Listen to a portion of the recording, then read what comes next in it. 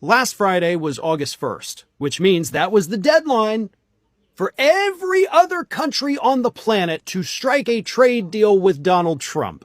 And if they didn't, they were going to get hit with 30% tariffs on every good they send into our country, which they don't pay. We, the consumers, pay that. Trump still can't grasp that fact, though.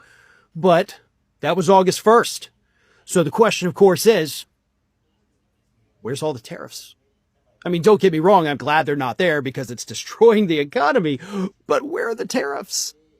Well, in the case of Mexico, which Donald Trump was like, hardline, I'm gonna get you, Trump always chickens out.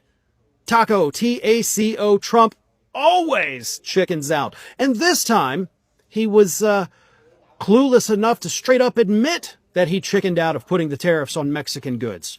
He got on Truth Social on Thursday, day before August 1st, and said this: I have just concluded a telephone conversation with the President of Mexico, Claudia Sheinbaum, which was very successful in that more and more, we're getting to know and understand each other. The complexities of a deal with Mexico are somewhat different than other nations because of both the problems and assets of the border. We have agreed to extend for a 90-day period the exact same deal as we had for the last short period of time, namely that Mexico will continue to pay a 25% fentanyl tariff, 25% tariff on cars, and 50% tariff on steel, aluminum, and copper. Additionally, Mexico has agreed to immediately terminate its non-tariff trade barriers, of which there were many. And of course, he didn't specify what that even meant or what non-tariff trade barriers there were.